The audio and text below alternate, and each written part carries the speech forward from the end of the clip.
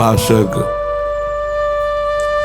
अपने उपास्य देव में सदैव स्थित रहे चिंतन के द्वारा। जितना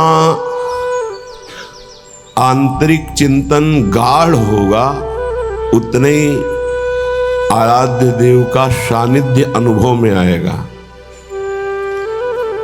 जब नाम जप वाणी गायन हृदय में उतरता है और उसका गाढ़ चिंतन होता है, तब स्मृति बाह्य लोप होने लगती है। शरीर शासन से रहित हो जाता है, अर्थात शिथिल। कोई भान नहीं, कौन हूं, कहां हूं, क्या कर रहा हूं, कोई भान नहीं। ये स्वाभाविक सहज स्थिति प्रकट होती है जो बाहर से दूसरे को देखने में निद्रा जैसी प्रतीत होगी। ना वो तंद्रा है ना वो निद्रा है, एक अलौकिक स्थिति। स्वाभाविक गाढ़ चिंतन हो रहा है, मैं चिंतन कर रहा हूं, ऐसी भी स्थिति नहीं। मैं डूब रहा हूं, ऐसी स्मृति भी नहीं है। मैं हूं, ऐसी सत्ता भी नहीं रह गई। केवल चिंतन ही चिंतन। जब कृपा होती है तो उपासक इस बात में स्थित हो जाता है, उसका गाढ़ चिंतन चलता रहता, उठते बैठते चलते फिरते हर समय। तब वो देख पाता है प्रभु की रूप माधुरी, दिव्य लीला। स्वाभाविक सहज अपने आप कोई पद चल रहा है, उसकी लीला चल रही है, वो उसमें डूबता चला जा रहा है। चाहे बाहर से कितना संगीत बज रहा हो, कुछ नहीं सुनाई दे रहा। चाहे बाहर हजारों बैठे हो, कुछ नहीं दिखाई दे रहा। एकमात्र इष्ट देव, ये उपलब्धि है। ये उपलब्धि लालच बढ़ाने पर मिलती है। जब लालच बढ़े इस बात का कि कब मैं, जैसे भोरी सखी कह रहे, मैं सठ हूं, पर वैसे आप दयालु हो, पर मेरे प्रति निष्ठुरता क्यों कर रही हो?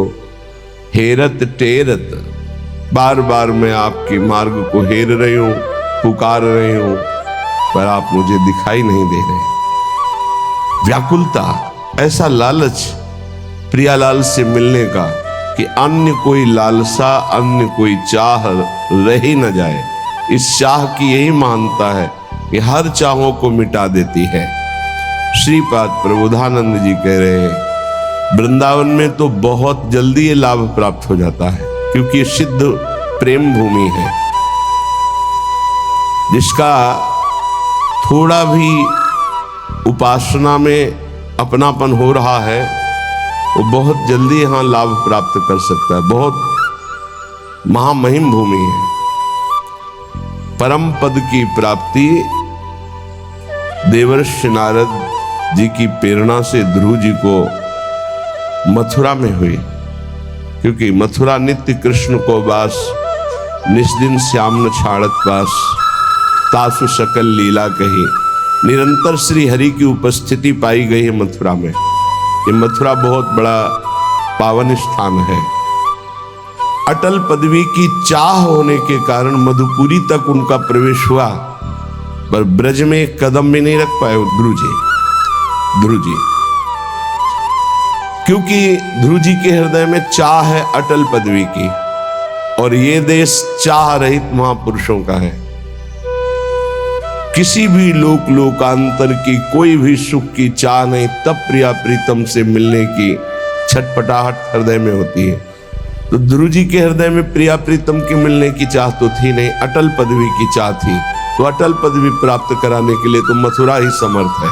मधुपुरी में 6 महीने साधन किया और अटल पदवी प्राप्त कर ली। भगवत साक्षात्कार हुआ चतुर्भुज भगवान नारायण का, और नारायण की कृपा से आज भी वो अटल पदवी में विराजमान है। लेकिन ये श्रीधाम वृंदावन, ये तो प्रेम भूमि है।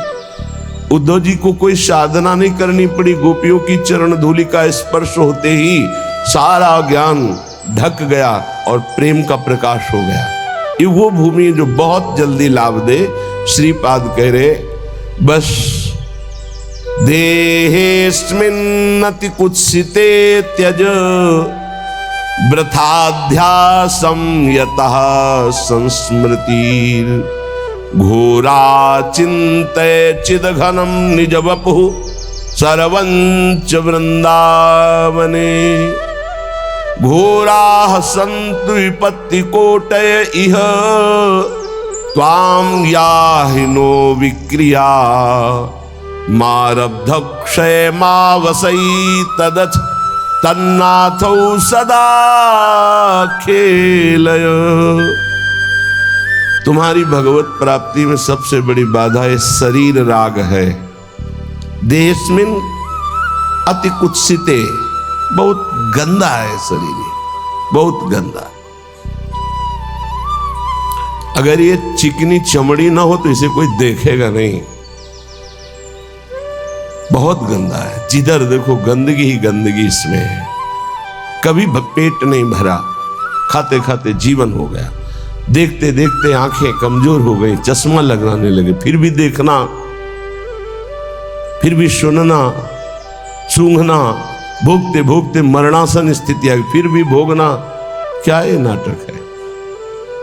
भूत के लड्डू, ना खाए तो तरसे, अगर खाए तो मरे, क्योंकि इसमें कुछ है ही नहीं। पर बहुत विचित्र है, ना खाए तो तरसे। सौभाग्य मनाते हैं कि उनको, जिनको ये भ्रम नष्ट हो गया है, भोगों में सुख नहीं है। अहो भाग्य। देहस्मिन् नति कुत्सिते त्यज वृथाध्यासम यथा संस्मृति। इस संसार के बंधन का मुख्य कारण कुत्सित शरीर में, देह भाव में मैंपन हो जाना है। ये वृथा झूठा अध्यास है, तुम शरीर नहीं हो। यदि तुम गुरुदेव की उपासना के द्वारा प्रवीण हुए विवेक रूपी अस्त्र से इसको काट पाओ तो कह रहे इसी समय तुम चिद घन स्वरूप में स्थित हो जाओ वृंदावन की कृपा से। घोरा चिंतय चिद घनम निज बपु सर्वंच वृंदावने। जैसे आप शरीर में स्थित बाह्य दृश्य देख रहे हैं, ऐसी स्थिति होती है। चेतना लुप्त, बाह्य दशा खत्म, आंख खुली हुई है, वो अपने स्वरूप में स्थित है। बाह्य कोई भी दृश्य नहीं समझ में आ रहा, मैं कौन हूं, कहां हूं, बुद्धि निर्णय ही नहीं कर पा रही। वो तदात्म भाव को प्राप्त होते, जैसे कोई ये डूबा डूबा डूबा गया, वो गया। अब अंदर जो चल रहा है, बाहर कोशिश कर रहा है, निकालूं, बात करूं, व्यवहार करूं, गया। अपने चिदानंद स्वरूप में अहम स्थित हो गया है। किशोरी मात्मानम किम सुकुमारी मुकले। ये बिना थोड़ा भाव आए ये बात समझ में नहीं। ये समझ के परे की बात, आश्चर्य की बात, आश्चर्य की बात, सर्वाश्चर्य की बात, ऐसा कभी नहीं हुआ।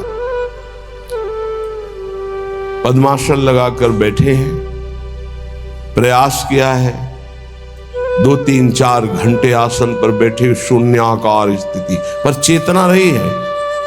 मैं पद्मासन में बैठा हूं, ऐसी चेतना रही है। ये शरीर पद्मासन में है, मैं चिंतन कर रहा हूं, ये चेतना रही।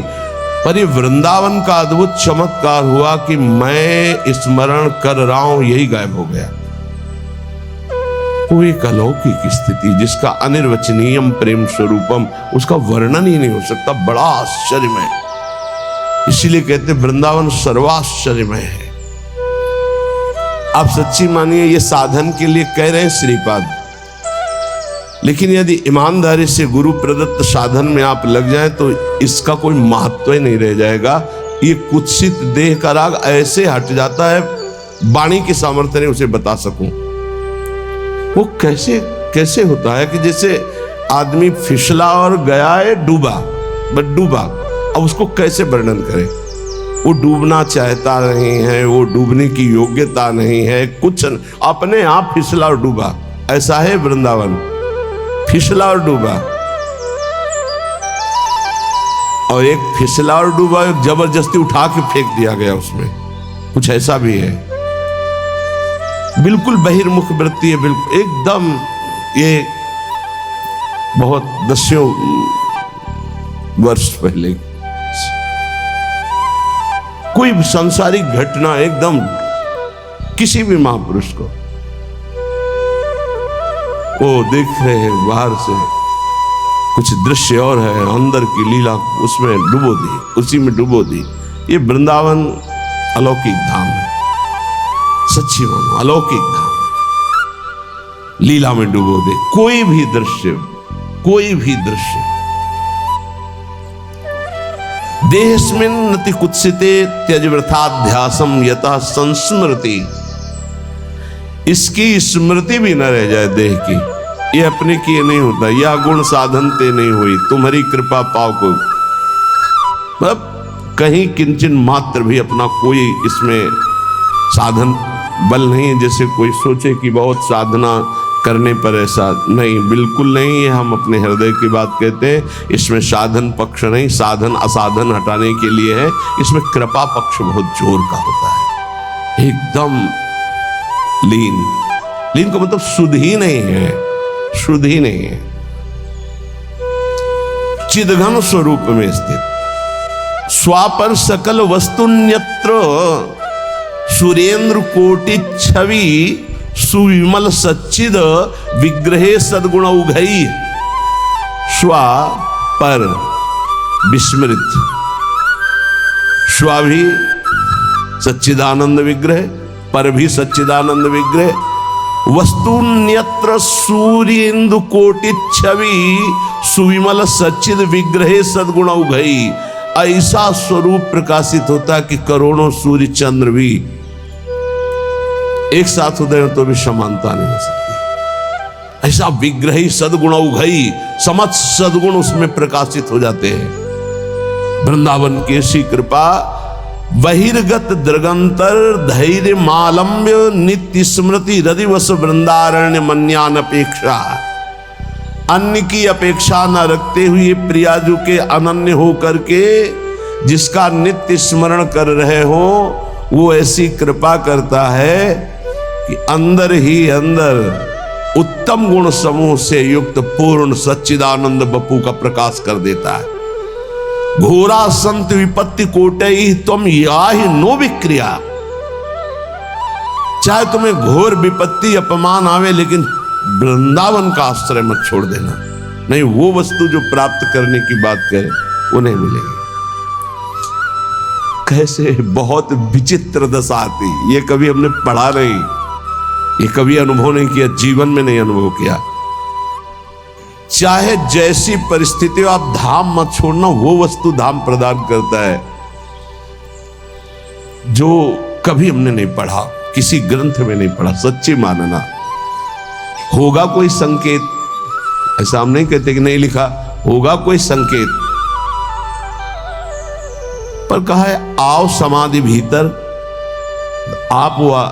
लेकिन यहां देखा कि समाधि भीतर आओ नहीं, उठा के फेंक दिया गया। ये कभी भी हो सकता, कभी भी चलते चलते हो सकता है, पढ़ते पढ़ते हो सकता है, बैठे बैठे हो सकता है, प्रसाद पाते पाते हो सकता है। खत्म प्रसाद की वृत्ति, पाने की वृत्ति खत्म, पाने वाला खत्म। घंटों पूज्य भाई जी महाराज या माता जी राधा बाबा को घंटों, बाबा मुख में कवर चबाओ इसको, बाबा इसको लील जाओ, बाबा मुंह खोलो, घंटों लगते प्रसाद पवाने में। शुद्ध ही नहीं, बाह्य शुद्ध नहीं। राधा नाम सुना, कदम लड़खड़ा गए, गर्मी का समय, छत एकदम गर्म है, घंटों हो गए उसी स्थिति में खड़े। भाई जी ने कहा राधा बाबा कहां है?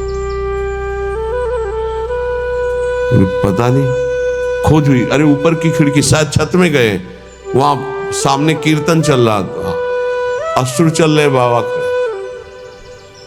शरीर की शुद्ध नहीं, भाई जी और माता जी दोनों उनको उठाकर समेट कर घर। दशा वृंदावन, वृंदावन का आश्रय है गीता वाटिका में रह रहे, आश्रय वृंदावन का, स्थिति वृंदावन की।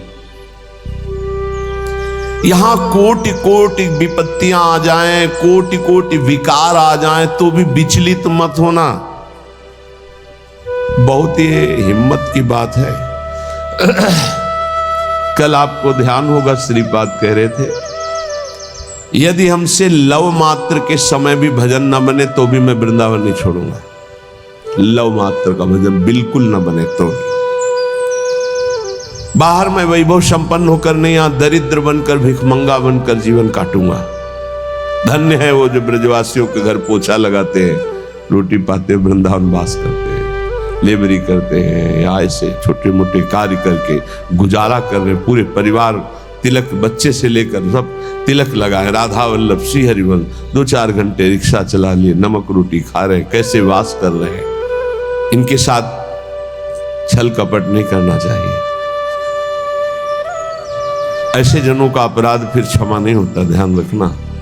जैसे किसी भी तरह से ऐसे लोगों के साथ छल कपट करे, वो मेहनत करके 100 रुपया जोड़ रहे हैं, अगर कहीं उनकी वास की व्यवस्था हो रही है, ऐसा कोई छल कपट न करे इनके साथ। इनका धन बिल्कुल आग समझो, जहां जाएगा अगर छल कपट से लिया तो ये आग लगा देगा, क्योंकि ये गरीब जन ये मेहनत से कमा रहे हैं। अगर इनका कोई छल कपट से किसी भी तरह अपकार करे तो फिर राम रोष पावक सो जरे।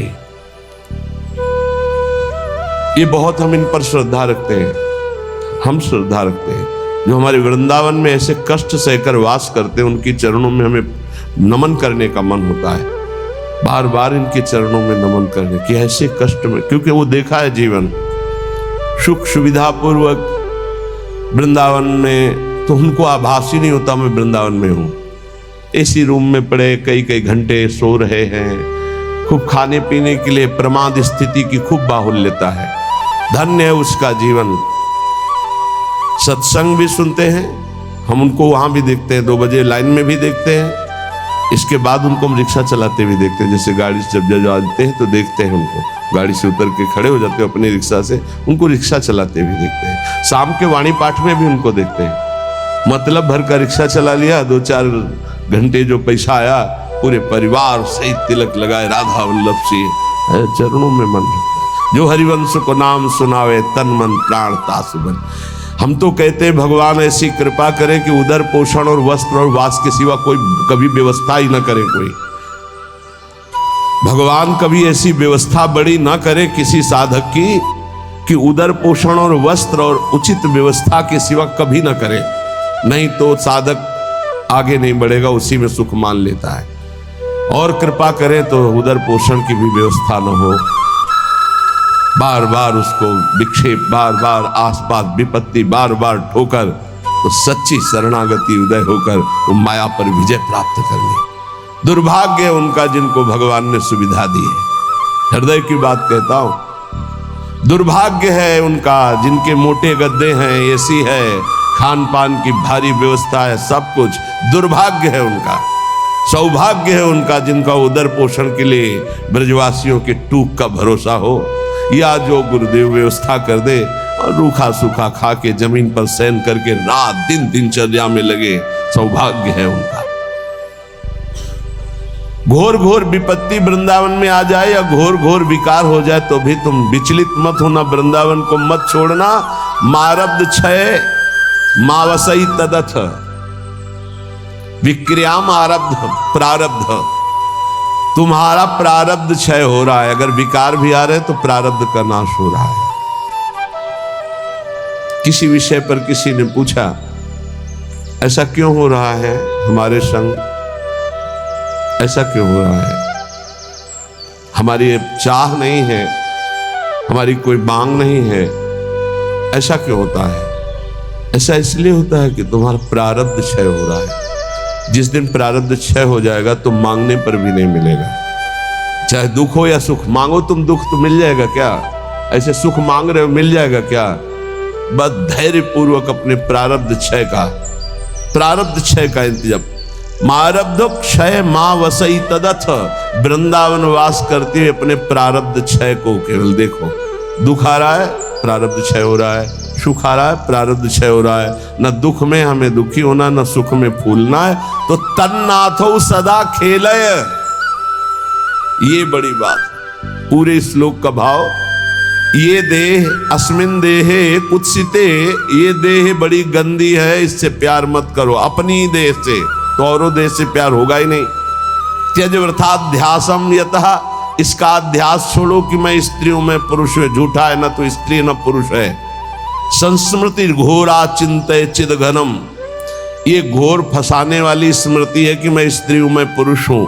तू चिदघनम, तू चिदानंद स्वरूप है। निज बपु, तेरा सहचरी रूप है। सरवंच वृंदावने, ये संपूर्ण वृंदावन में महाप्रेम रस का रसास्वादन कराने वाला निज बपु तेरा सहचरी स्वरूप है। इसलिए इस स्वरूप की प्राप्ति के लिए घोरा संत विपत्ति कोटे ही तुम याहिनो विक्रिया मारब्ध क्षय मावसई तद तन्नाथो सदा खेल है। जो अपने प्रारब्ध भोग को भोगता हुआ, क्षय करता हुआ, शरीर भाव में नहीं स्थित है, शरीर भाव का त्याग कर स्वरूप भाव का चिंतन करता रहता है। निज वपु सरवंच वृंदावने, संपूर्ण वृंदावन में अपने निज वपु में ही कि मैं श्री जी की दासी हूं, मैं सहचरी हूं, इस ठसक में। तो बोले तन्नाथो सदा खेले, वो युगल किशोर के साथ खेलने का अधिकार प्राप्त कर लेता है। ये वृंदावन प्रदान करता है।